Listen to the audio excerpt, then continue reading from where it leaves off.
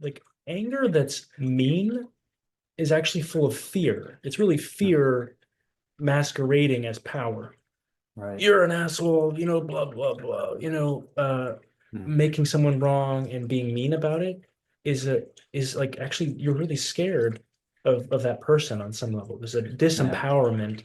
So I have to get mean to find my power again. But real power isn't really like that. It's just, yeah, it sees right through whatever someone's bullshit, right? You say Yeah. you call it what it is. Hmm. And when it comes to the more vulnerable emotions, that all integrates, in my experience so far, into just a sense of intimacy, intimacy with myself. And if I'm able to really vulnerably share with someone the capacity, the possibility for innocence with them. Hmm. And so the the depths, the richness that comes out of that is is profound. Hmm. All right. Well, it's nice to be here with you, Ben, Thank you, Pete. It's good to and be here. connect with you this way. He's been guiding me, learning some of the inquiry work to go into unconscious and repressed emotional material, which I've been finding really rich, really helpful, really supportive. As someone who's been on a spiritual path for a while and not really realizing that there's still a lot of buried unconscious material at the root of my experience driving a lot of what's going on, and using these ki tools, I've been shown that there's still a lot of work to be done here. There's still a lot to meet here, and that's been a really supportive tool to come across. So thank you, Ben, for that. Hmm. And I'd love to go into your story a little bit and how you came to find these tools yourself and how they might be helpful to both me and the listeners that might be joining with us. Thank you, Pete. Yeah. Um, yeah, and just to name the tools are called the Killaby inquiries. You shared the acronym the KI, Ah, right? And yes. the Yeah. Killaby inquiries are developed by Scott Killaby. And yeah, they're a form of somatic question asking, querying, inquirizing. Where Mm, you're checking with your body and you're discovering mm, what is there in the unconscious um, that we can access through skillfully asking questions of ourselves.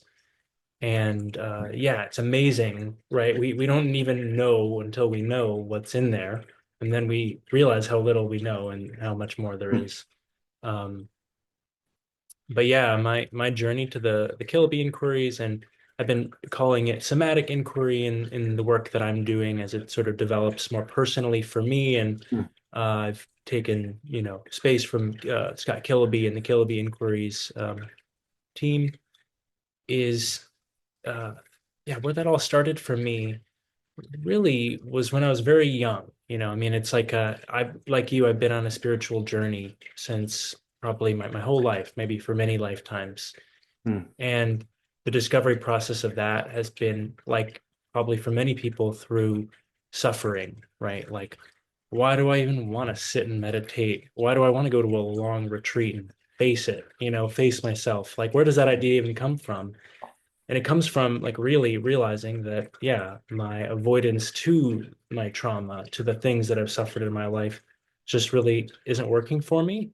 And yeah, I'm cycling in a, some way of suffering. So yeah, for me, that I would say most primarily started when I was about 9 years old and I experienced the death of a parent.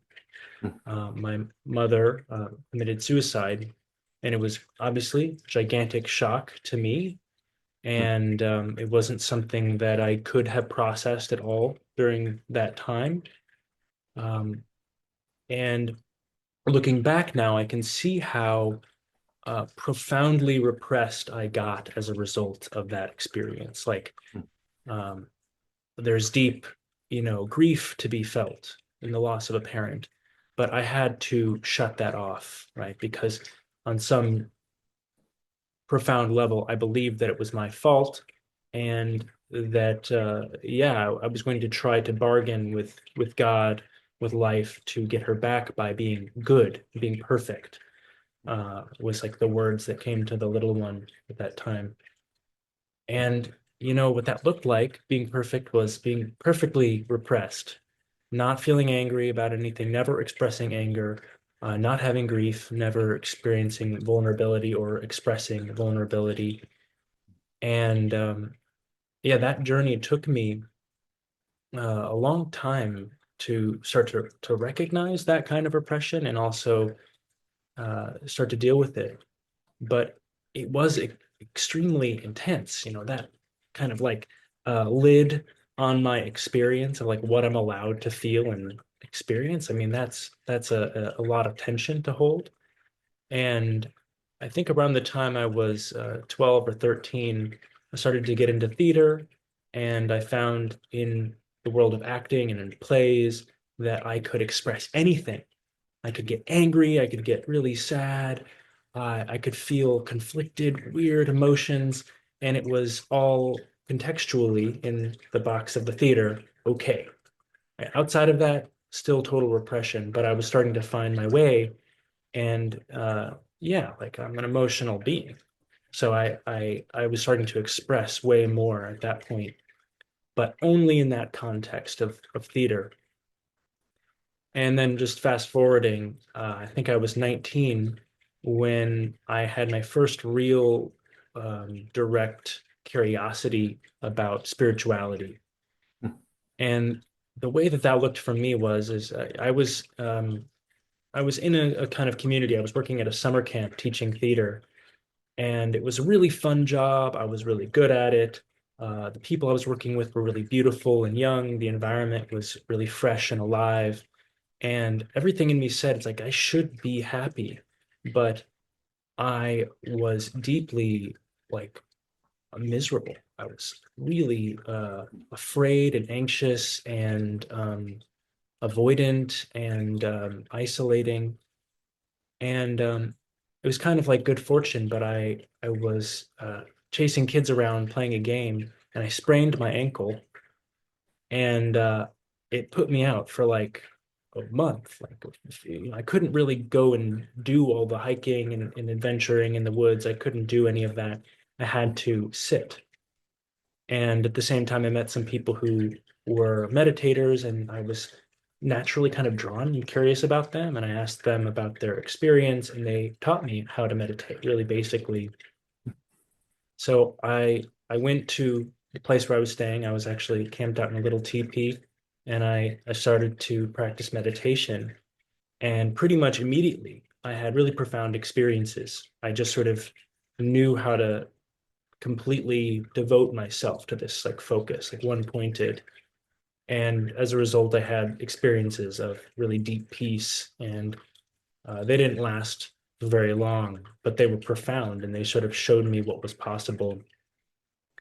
And so as I got curious about that, over the years I went to meditation retreats. I kept on exploring. I was finding relief in spirituality in this kind of way that now I recognize was very much a bypass of all of those emotions that I was talking about. Like, didn't really resolve my anxiety or like understand why I was so miserable. I just knew that if I was really, really present, that I didn't have to feel that. And that was confirmed by the spiritual books that I read, which I'm still really grateful that I went through that and read those books. I read The Power of Now. That had a profound impact on me. Eckhart Tolle's book is has probably changed the world for the better. Um, but it was a bypass, so it wasn't really going to resolve my emotional uh, suffering. It wasn't really dealing with my trauma. Yeah. And yeah, I know now that that trauma is deeply rooted in my body, and I wasn't going to resolve that by experiencing something that was sort of out of my body, right? Which is what I was really good at. Mm. I was really good at sitting and dissolving or just going into one pointed focus. Um, Mm. so after some time, I spent a couple of years really devoted to Vipassana meditation, which although and taught in the SN Goenka tradition, for those who know that, Yeah. it's a somatic practice. You're scanning your body, you're feeling, but in this way that's said to be impersonal. And that was an incredible tool, and it was really focusing, and it gave me a practice. It gave me something to explore. But again, I was like feeling like really angry and just not expressing any of that. Like in the practice, I was sitting so still that I didn't realize like I was bypassing the expression of it. So like the energy, I could feel it, but it was just sensation, and it wouldn't go anywhere. It's emotion, right? It needs to move. It wasn't moving at all. Mm. And for those who know that tradition, like I was just a block of gross sensations. I was like a brick of pain, Mm. but I was equanimous, and I was just as repressed as ever, and I was really unhappy. But I was really, I had this focus, right? Did you find that the Vipassana retreats soon after you learned to meditate? And how long did Um, you spend kind of doing that it was a tradition? it was a couple years.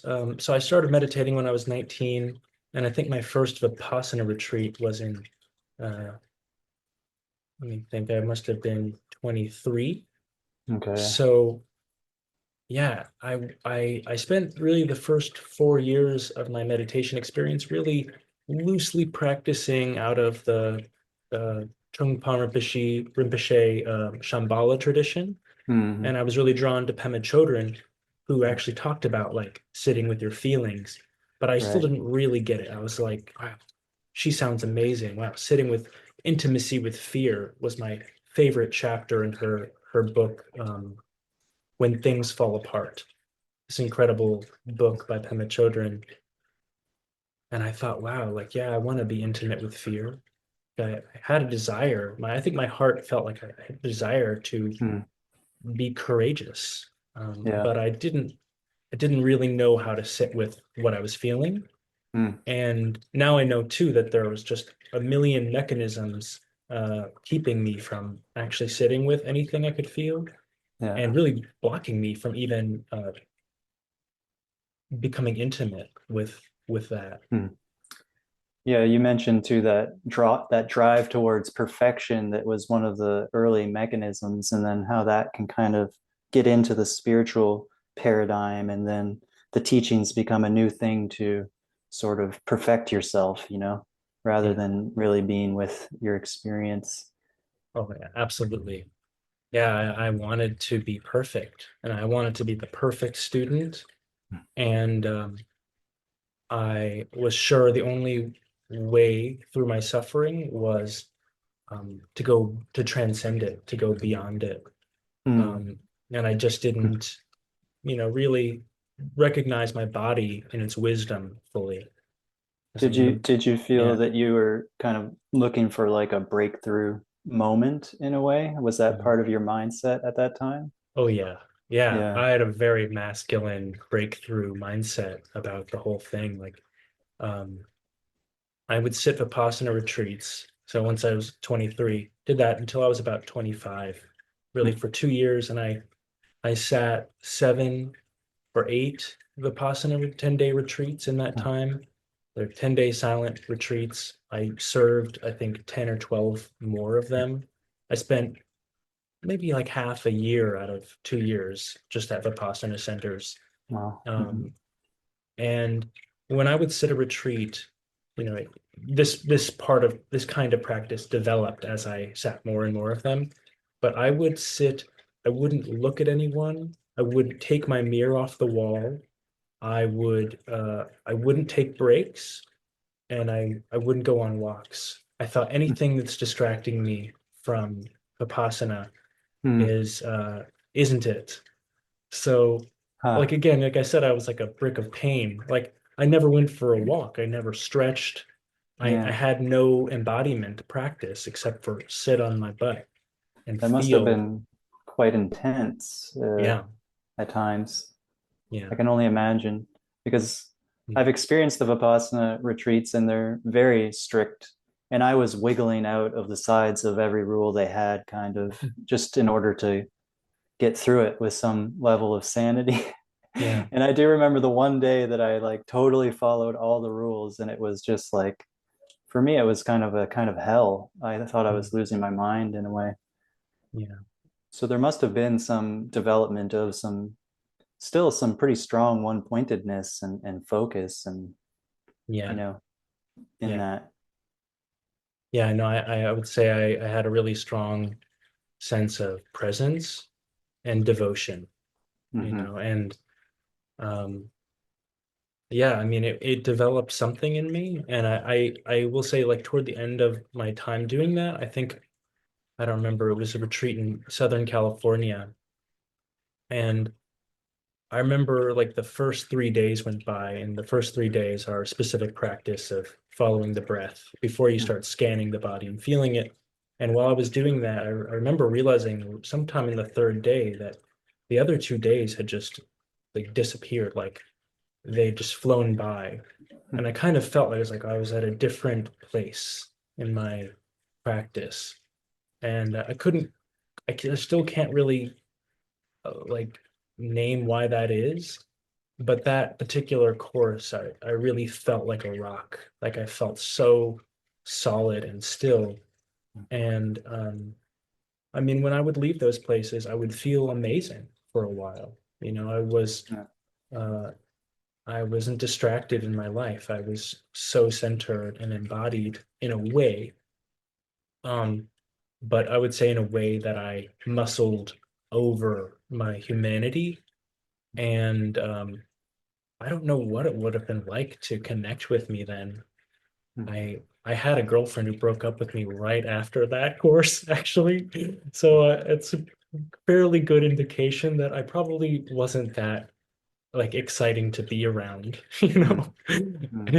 And it was a blessing because I mean I was in a different place. I don't think, I'm glad she broke up with me because it changed my life. I ended up traveling. I went to New York, and I went to another place where I had worked as a summer camp, and I had another kind of experience, but it was much different than my other spiritual experiences up to that point. I was sitting in this orchard that I helped plant, and I was sitting with the apricot tree. It was early spring, and there was this beautiful blossom on the tree, and I looked at it, and I had this song that I was singing with this group of friends there, and I was alone, but I sang the song to the flower, and then I had this like really shocking experience of singing to the flower and feeling like it turned and looked at me. This is the only way I could describe the experience, and it was a sense of unity, and like I couldn't tell the difference. It was like a reflection, and it sort of spread to the branch and to the tree, and it hit the ground, and it spread off in the orchard and into the woods. And it was a beautiful day. I mean, it started to snow, and there was flurries. It was like completely magical, and I just felt my body kind of be lifted, and I ended up on this walk effortlessly empty, I would say.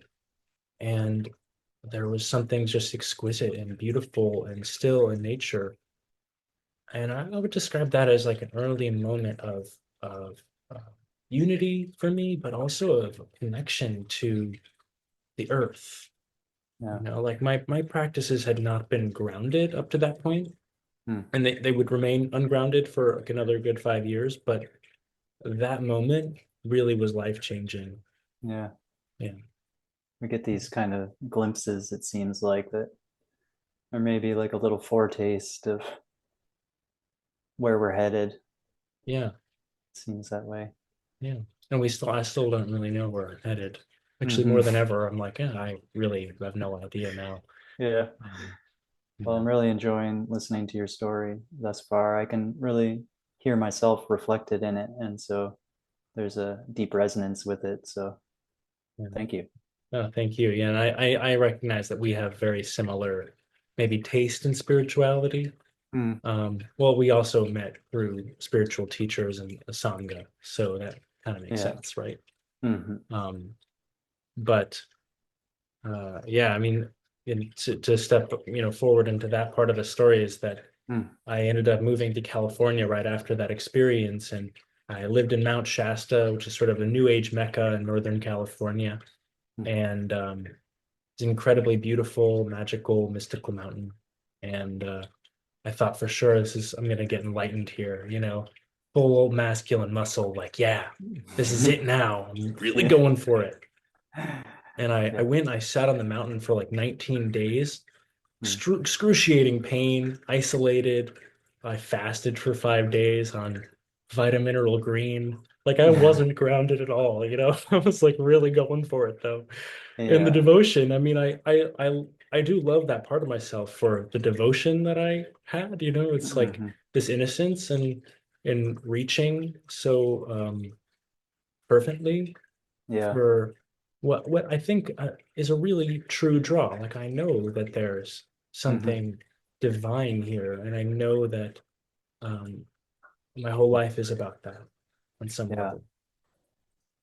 But yeah, I stayed in Shasta for 9 more years, and during that time, I spent 5 of those years with a non-dual spiritual teacher, and it was, I had a lot of profound experiences with him. He had a lot of power, and his approach was really like giving this transmission.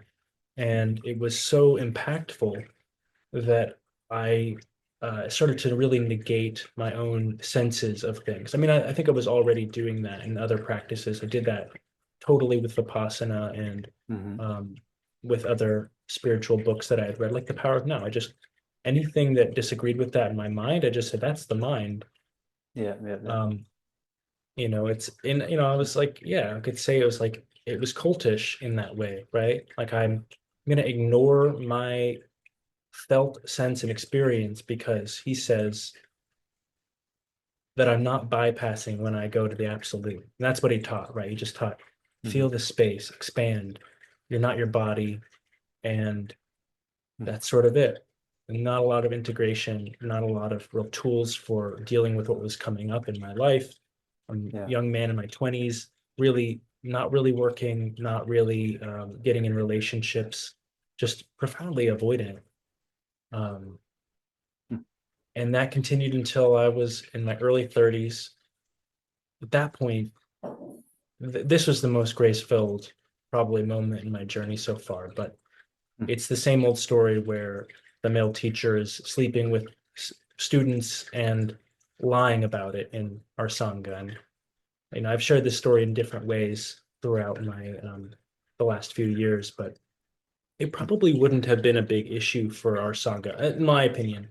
Wouldn't have been a big issue if he had been able to be honest about it and sort of human Mm. about the whole thing. Like, yeah, I don't know, maybe I made a big mistake, but it was like the lying and the hiding and the power dynamics, and it just blew all of my illusions away.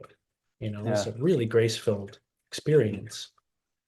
And I Mm. think at that point, I really started to see him like, what am I doing?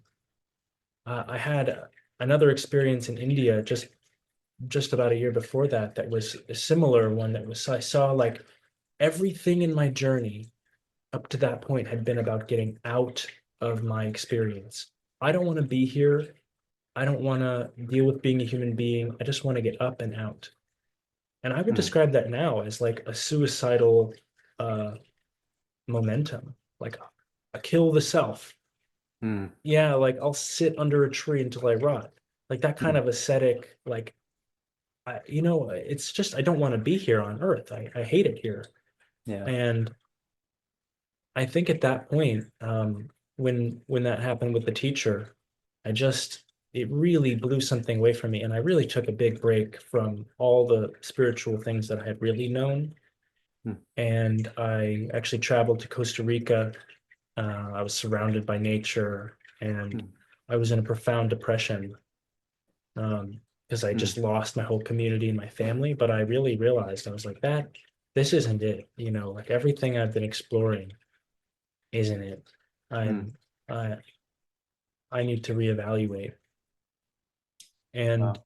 yeah, it was really profound.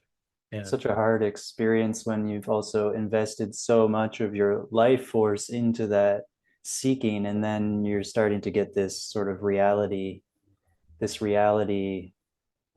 wake up call that, Yeah. you know, and especially, you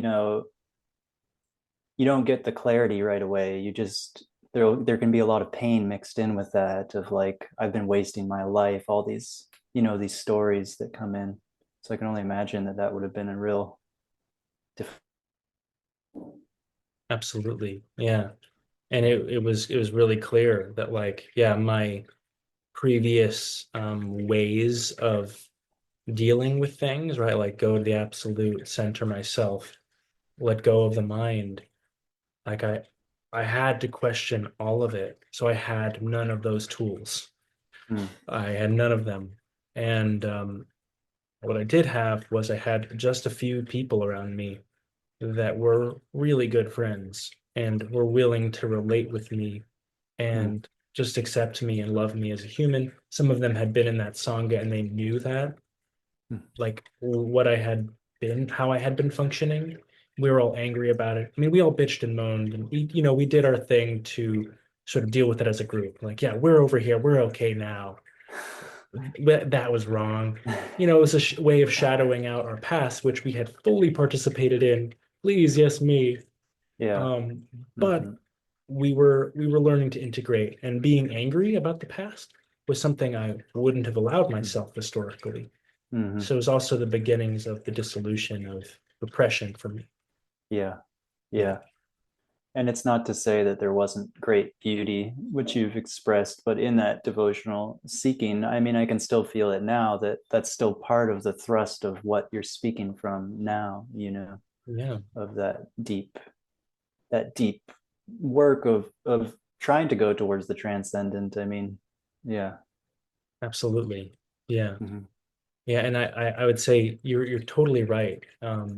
And in a way that I couldn't have felt it at any sort of previous point, I really started to have to open up to an intimacy with myself in that Yeah. depression Yeah.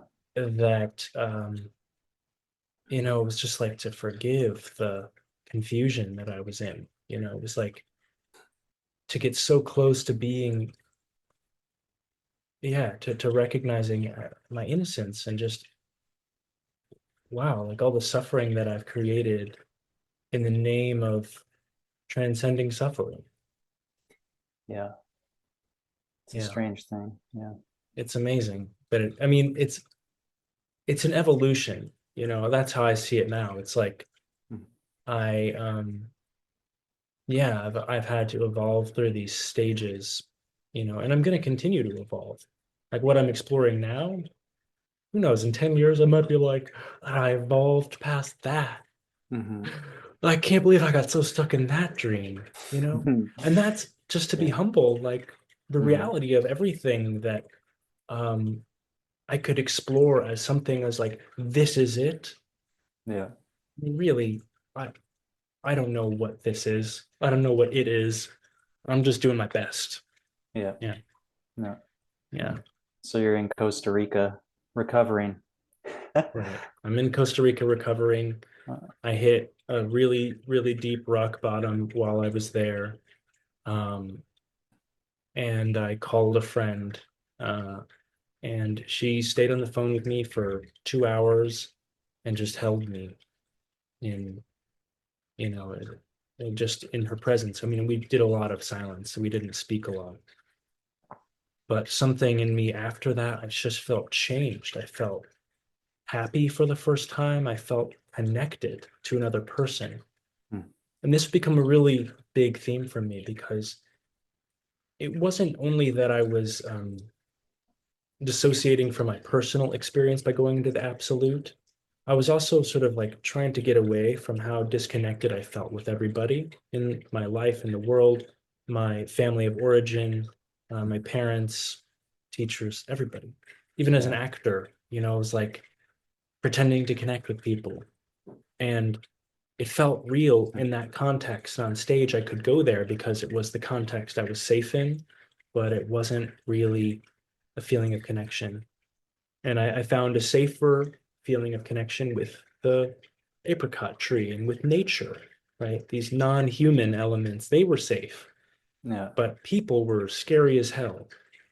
And it took a really good friend and me and my bottom to be able to really start to open to another person like that.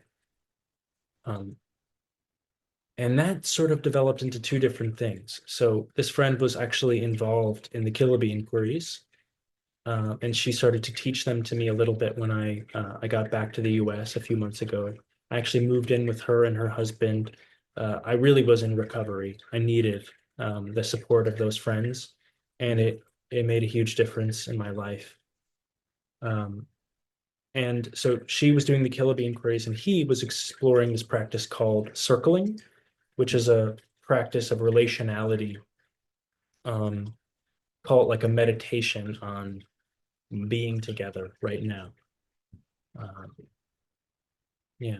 So like Yeah. a yeah, like a center of meditation practice, but that's relational. Totally opposite of what I had really been exploring in all my isolation and Yeah. sitting in pagodas and stuff, you know? Yeah. But it still makes use of that route that you had so fervently developed. So True. that's see how there's a can see how there's a little through path there. Yeah. Yeah. Yeah. Thank you for mentioning that because Mm. yeah, sometimes as I'm exploring these developments in my humanity, it's Mm. easy to like not value as deeply the presence and the stillness, but it's really the basic essence of everything that I'm doing. Mm. Circling is a presence practice. There's really no relational depth that is achieved while I'm somewhere else. And KI, Killaby inquiries, somatic inquiry practice, really cannot be skillfully done when I'm somewhere else. Like I have to be present. Um, my mind going somewhere else can actually be a way back into the practice in that particular modality. Yeah. But um, yeah, presence is the key. Mm. It's the most essential element of it. Um, Mm. yeah, So now we're kind of at this juncture point where you've developed this, this presence and this ability to be one pointed, but you've realized that none of your profound repression of the deep emotions from your, pretty traumatic childhood have really been dealt with yet. And in comes these new tools yeah. that kind of, well, yeah, Oh, yeah. what? Well, um, yeah. I mean the tools. Yeah, let's start to talk about the tools. I mean, what the inquiries really are is just a group of many different tools that work on different levels or dimensions. Um, the way that he breaks it up, I'll just try to be really simple about this here, but and there's like a first dimension, a second dimension, and a third dimension. And basically they go from most conscious, like what I'm aware of, like on the surface, like you see my hand waving on the screen, like that's happening in the first dimension. And then it goes down deeper into what's really just below the surface. Usually things like identities, things that I don't see right away, but then if I just ask a few questions, I can kind of get to like, oh yeah, when I was standing around in second grade and my teacher was looking at me like that, what did I make that mean about myself? I was like, oh, I must be bad. I must be stupid. These are identities that get rooted and then become unconscious. Like I don't even see them. I just know I feel bad. I just know I don't feel like I'm good, right? There's shame. You can feel those things on the surface a little bit, but their root, their identity is here in the what we call the second dimension. And then those tools go deeper, the more um, the repression tools of the Killaby inquiries go deeper into what's called, yeah, the third dimension. And that's all of our repressed material. So like if I have this identity that I'm a bad person, in the second dimension, and I ask myself is like, I'm not sad about that. And I just notice in my body, I feel like a little contraction says, actually, no, I am sad. But it doesn't, it's saying that I'm sad, but it doesn't feel like sadness. It feels like a Yeah. contraction. Hmm.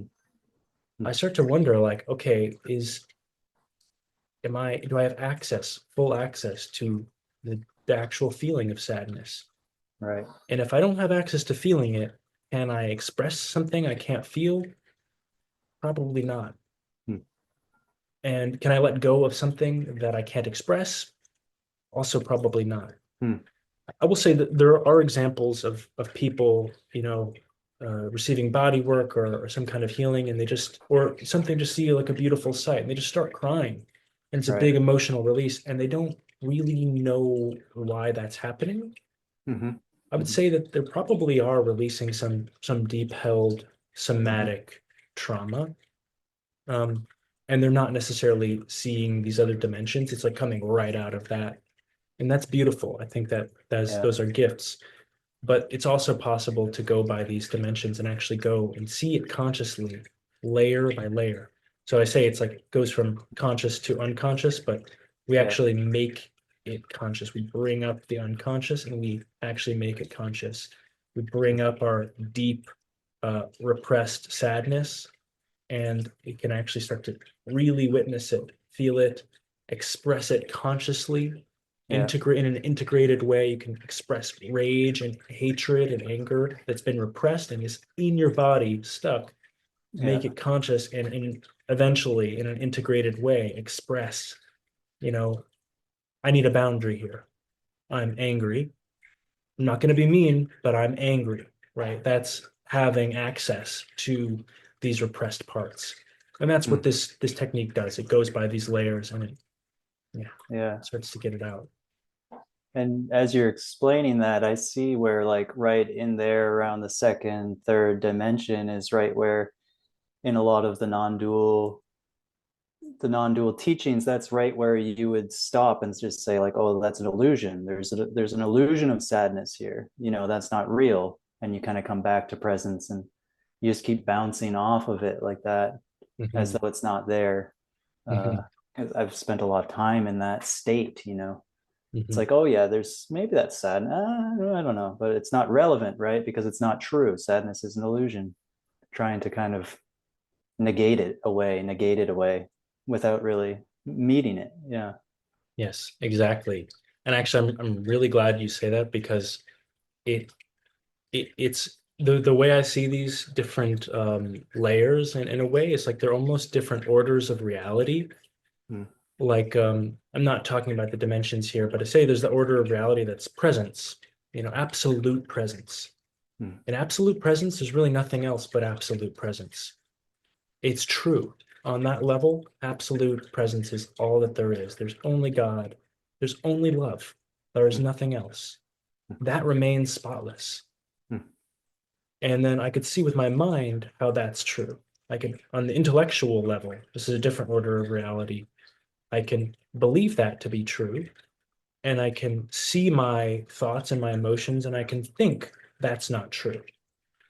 And I could even say, like, relatively, like, my sadness doesn't make sense because the person who upset me apologized and mm. made up for it, but I still feel sad. Now that's where we meet the rubber meets the road. It's the most profound thing because um, somatically, the body, it's like a different order of reality. What we feel might not make sense in the mind, and it might be completely out of whack in the absolute. But on a deep level, if I say to myself, no, I'm really good, I'm a wonderful person, and I feel like I'm bad, that's my somatic truth. Mhm. Even though that's not true, right? I'm not bad, but somatically, that's what the body believes. Mm. And we're going to walk around in these things until we die, right? Yeah. Yeah. They're going to keep on believing what's somatically rooted in them. And when we don't make that stuff conscious, we can't dissolve that layer of truth or untruth. Yeah. It's what we believe most profoundly in our body, even if it's not true, even if it's way we can recognize the absolute reality. We're still in a suffering body, Mm. and its truth is its truth, and Yeah. that can be met, that can be worked with skillfully, and Mm. somatic inquiry is one of the ways to do that. I believe there's many, many tools out there, but this is one really amazing way, and it's a skill, so you can learn it. You don't have to Yeah. become reliant on a guru or a facilitator. You can learn the skills and you can do it yourself. It seems like that emotional level of experiencing is in some ways like a bridge to the subtler perception of truth. Hmm. And if we're not getting right into that level of our experience, then that's still sort of where that real dense sense of being separate from ourselves kind Yeah, of is rooted, you know. yeah. And yeah, and there's a You, deep wisdom there in our felt sense emotional. That's kind of where the guidance starts coming through too, of how we move as a unique character mhm. in the play of our life.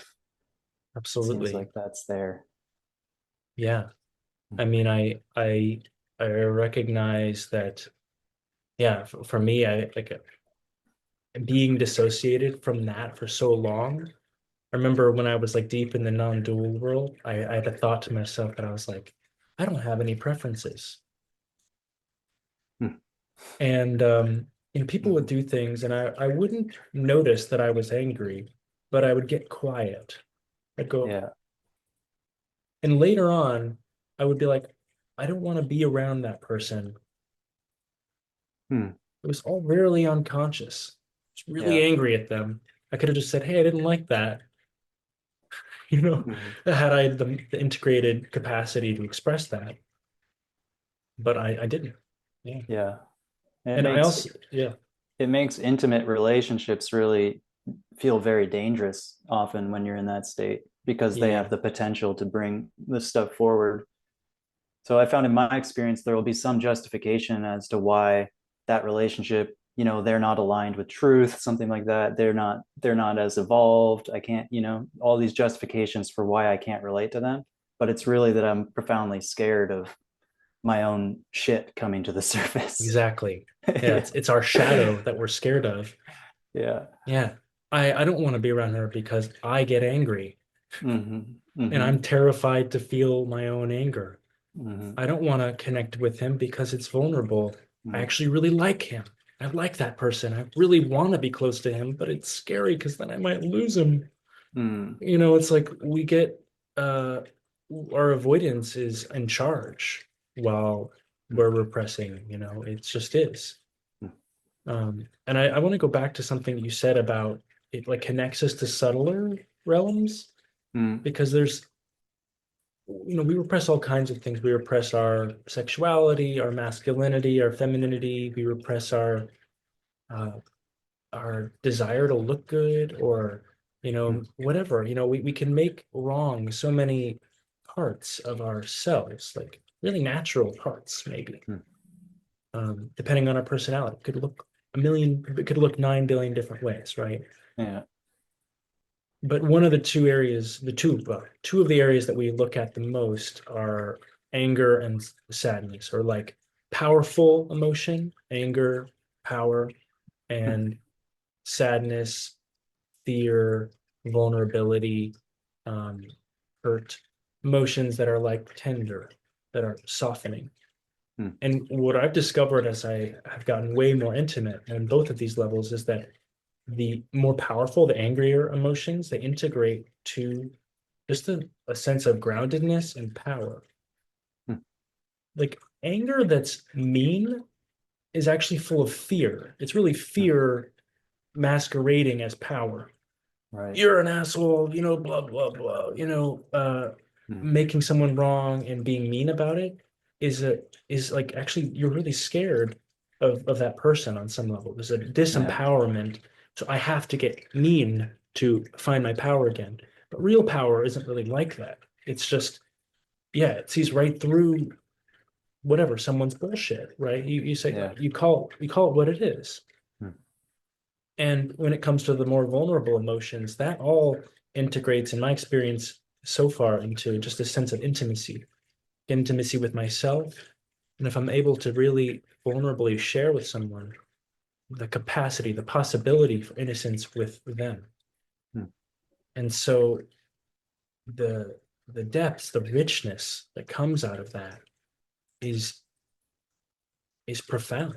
I mean, it's Yeah. so much more beautiful than what I was feeling when I was sitting feeling like a brick in Vipassana, Hmm. you know.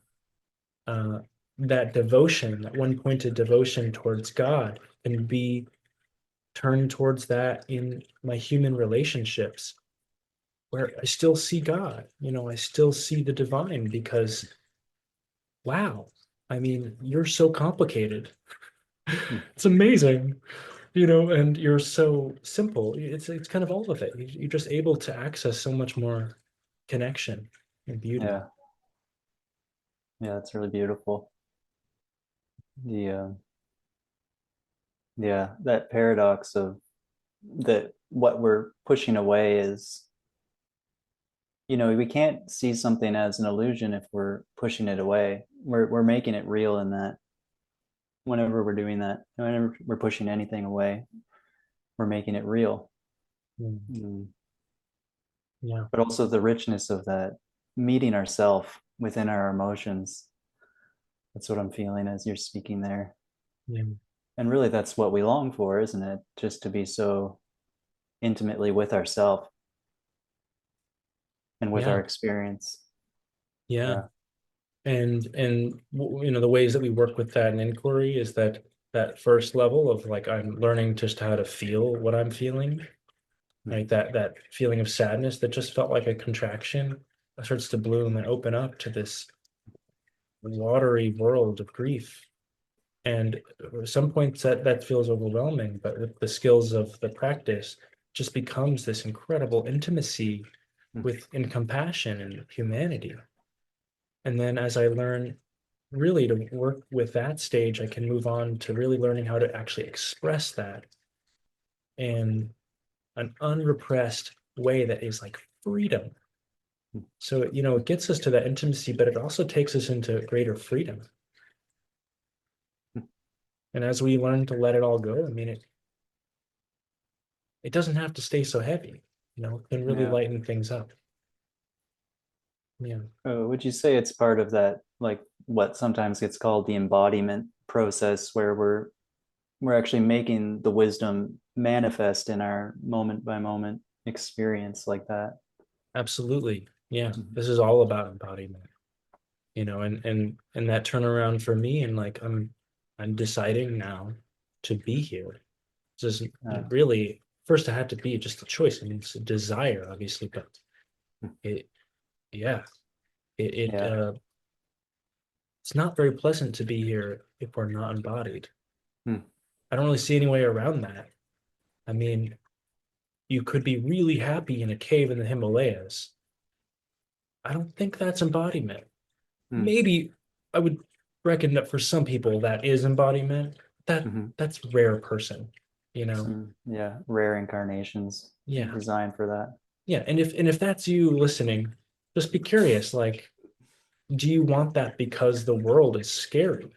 Hmm. And if it is, then, you know, what the curiosity in finding, if you're challenged by that is just to be interested in it. And I'm not recommending that if you've been living in a cave for 1,000 years, I don't think you're watching this on YouTube anyway, but you know what I mean? Yeah. If you've been hiding, to not like run out into the streets and try to get it right away. Like you can Hmm. learn this by layers. Like I really believe in like a path that's taken in steps. It's gentle. It Hmm. makes sense the step you're taking today because Yeah. tomorrow you take the next step. And Yeah. yeah, It seems to be one of the keys of actually owning your process too, is like there's a safety in taking just the step that makes sense for you right now. Whereas the bypass often has this kind of like strident attempt to jump over something because, again, you don't want it to be there. yeah, There's such a tenderness in it because I just know that drive so well and still meet it in myself, because life here is hard. And even in the coming to embodiment, we have to step through some pretty profound fear barriers and the very things that kind of set up the repression in the first place, right? Which those are initiations that are not kind of to be understated, you know. It's Yeah, it can be intense. absolutely. Yeah. Mhm. Yeah, I was thinking to myself, and I was like, yeah, we take one step forward and we take another, another. We also regularly take steps backwards too, Mm, right? There's a backlash sometimes to mm, going in and doing deep work. It's why it's important to actually learn it in a skillful way. mm, Um, and yeah, actually, I think I want to share a little about, part of my vision for this, for the sharing this practice, as I've started to mm, do with you and a few other people, is it's not something that I learned to do all alone.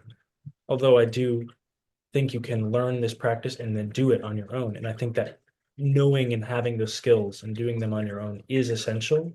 mm, It's also, it's like, for me anyway, to be human and realistic about this is like I need support, regular support in my practice. mm. There are many peers that I learned with that I regularly trade with. They facilitate me, I facilitate them. I'm also doing self-facilitation on my own, but we don't just do it alone all the time. And so part of my vision for as I'm teaching this work is to develop people to a level of skill where they can at least self-facilitate and peer facilitate. Maybe they're not facilitating total newbies in the Mm. practice. Maybe that will come at some point, but that they have this base where they can continue their work on their own and with a peer group, people who are at a similar level of skill. Yeah. And then, as I mentioned earlier, I was talking about circling, the authentic relating practice. It's like a meditation. Is that I find that's an amazing place to integrate this work, and that's also something that we're exploring as a group now too. Mm, And it's a space where, yeah, you're conscious of what you're pressing now. You've been doing that practice regularly, kind of know what's not safe for you to do, and it's a place out of the world within a context, within a frame where you can mm. explore your anger, your vulnerability, and also learning to share it in an integrated way.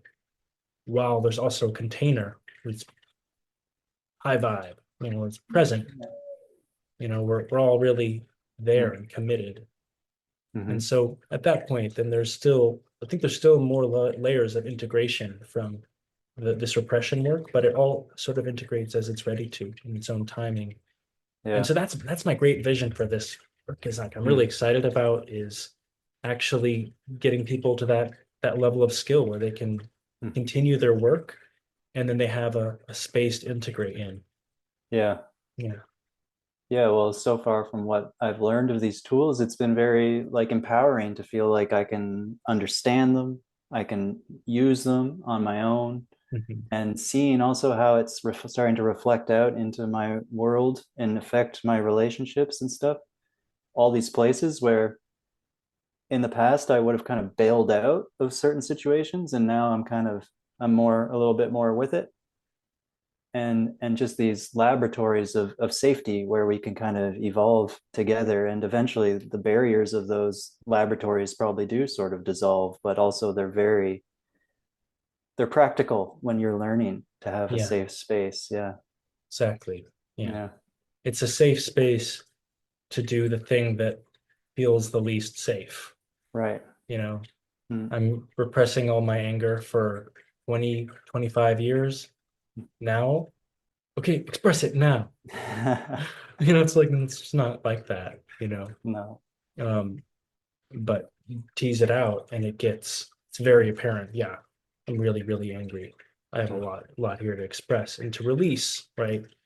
Um, and I want to say one thing about that because there's a lot of techniques out there that are also just about releasing. You Right. go to a weekend where they teach breath work. It'd be an amazing tool for releasing a huge amount of energy from your body and giving you sort of a restart. Yeah. But it might not actually deal with any of the mechanistic stuff that still replays once you leave there.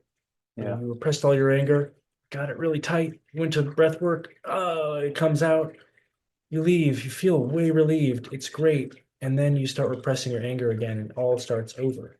And Yeah. we wonder why we cycle. It's this big sabotage.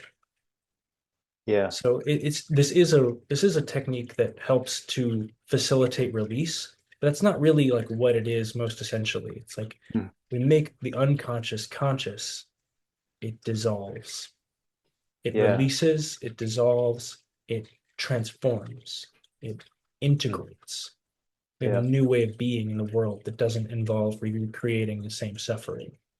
Yeah. That's a profound difference for me in Mm. some of those different kinds of work. Yeah. Yeah. Yeah, because once you actually see the mechanism of it, it actually shows you too that you've actually on some level you've actually chosen it. And now you have the, but it's also that double-edged sword of like, well, it's totally your responsibility to stop choosing it.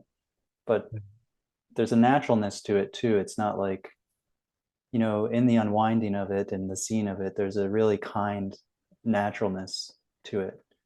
Um, Yeah, yeah. totally. Yeah, it's a path of love, Mm. of really welcoming these things, because Mm.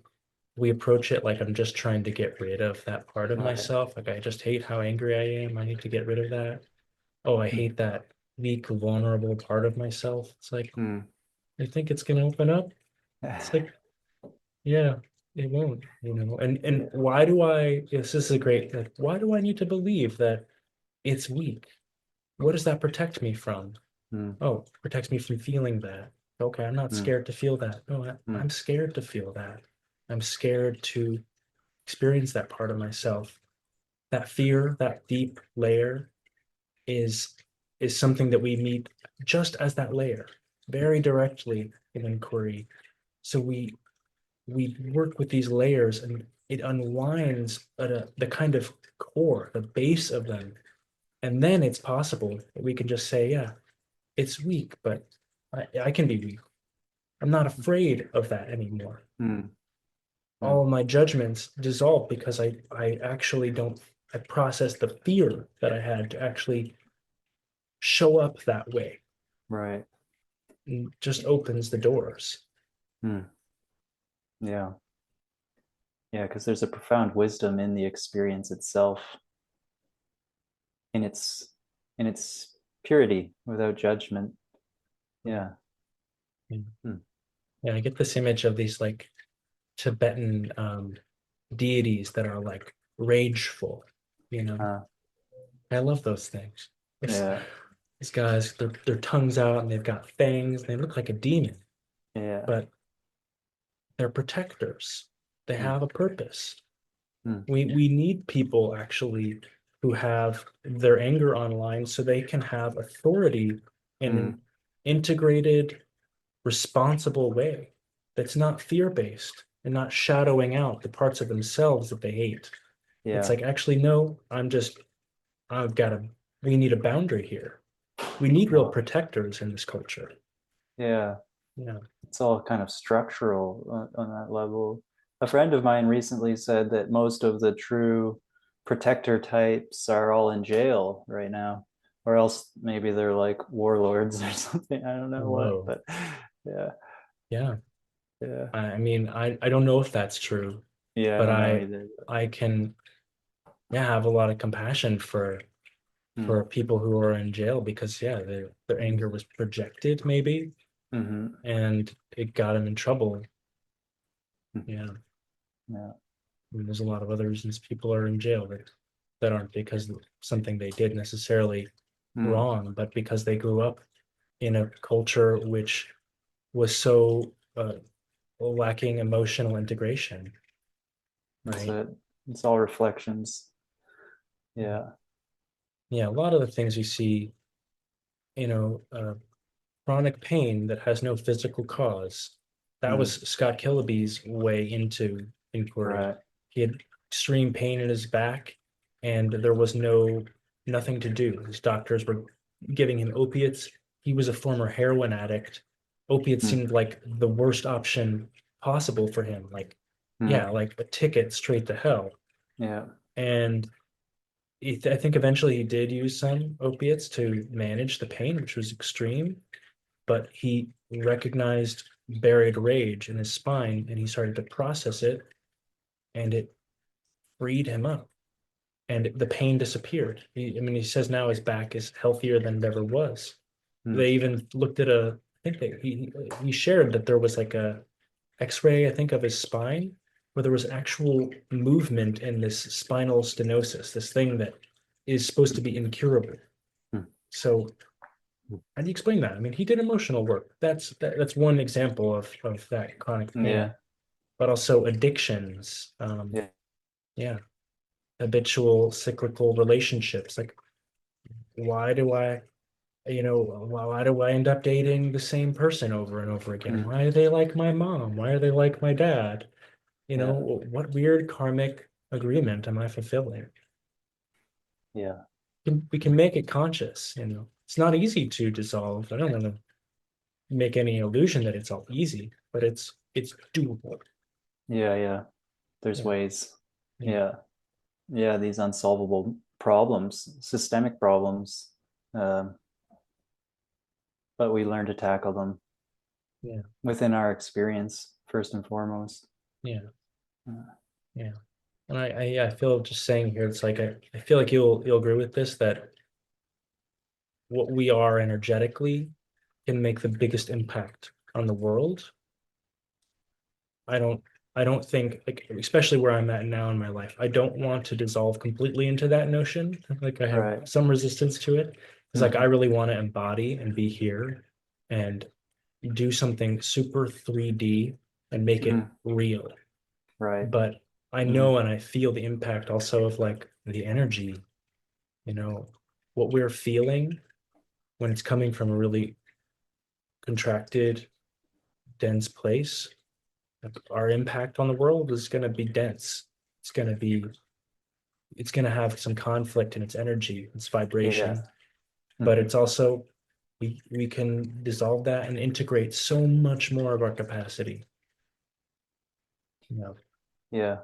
That is how we make it real is through our relationships. Every relationship we have comes from how we're relating to ourself, and then it relates out into our experiential playground there. mm, So, yeah.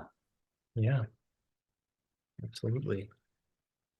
Well, thank you so much, Ben, for sharing with me. I've really enjoyed our conversation today. I feel very uplifted and also very grounded and present to my experience right now, just enjoying with you here and going through all of that. So, thank you so much.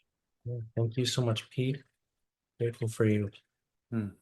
Do Yeah. you feel complete with our conversation so far? Is there anything else you'd like to share? Um, well, I just want to share, yeah, that I think I'll try to share some links with you, and maybe if Mm-hmm. people are interested in meeting with me and learning more about this work, they can book a clarity call with me. They could also go to my Facebook page where I've written a lot of things about this, also poetry up there and other things. But um, yeah, I want to really welcome people into a deeper relationship with their emotional being, and um, yeah, I really want to birth this vision for peer support and development for a Yeah, much more emotionally intelligent culture and society that starts with me.